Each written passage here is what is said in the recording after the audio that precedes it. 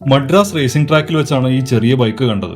ഇത് ഒരു വെറും ബൈക്കല്ല, ഇന്ത്യയിൽ നിർമ്മിച്ച മിനി റേസ് ബൈക്കാണ്. 2022 ഇന്ത്യയിൽ ഒവാലെ മിനി GP ചാമ്പ്യൻഷിപ്പ് നടന്നു. ആ മത്സരമാണ് ലോക ചാമ്പ്യൻഷിപ്പിലേക്കുള്ള ആദ്യ പടി. ഇറ്റാലിയൻ കമ്പനിയായ ഒവാലയുടെ മിനി ബൈക്കുകളായിരുന്നു അന്ന് ഉപയോഗിച്ചിരുന്നത്. 12-13 വയസ്സ് പ്രായമുള്ള 10ഓളം കുട്ടികൾ അന്ന് അതിൽ പങ്കെടുത്തു. ഇതിൽ വിജയിച്ച 2 കുട്ടികൾ അന്ന് സ്പെയിനിലെ വലൻഷ്യയിൽ നടന്ന വേൾഡ് ചാമ്പ്യൻഷിപ്പിലൊക്കെ പങ്കെടുത്തു. നിർഭാഗ്യവശാൽ പിന്നീട് ആ ചാമ്പ്യൻഷിപ്പ് ഇന്ത്യയിൽ നടന്നില്ല. ഇതുപോലൊരു ചാമ്പ്യൻഷിപ്പ് ഇന്ത്യയിൽ നടത്താൻ ആറ്റം എന്നു പേരുള്ള ഒരു ബൈക്ക് ലോഞ്ച് ചെയ്തെങ്കിലും അതും നടന്നില്ല. ഇപ്പോൾ ഒവാലെ ബൈക്കിനെ പോലെ ഒരു ഇന്ത്യൻ ബൈക്ക് ഉണ്ടാക്കിയിരിക്കുന്നു. ഷാഡോ ലൈൻ ഓട്ടോമോട്ടീവ് ഡിസൈൻ ചെയ്ത് നിർമ്മിച്ചിരിക്കുന്ന ഈ ബൈക്കിന്റെ പേര് ഹീലിയം 160 എന്നാണ്. യമഹയുടെ R15 എഞ്ചിനാണ് ഉപയോഗിച്ചിരിക്കുന്നത്. അലുമിനിയം ഫ്രെയിമും കാർബൺ ഫൈബർ ബോഡിയുമുള്ള ഈ കിടിലൻ മിനി റേസ് ബൈക്കിന്റെ ഭാരം വെറും 80 കിലോ മാത്രമേ ഉള്ളൂ.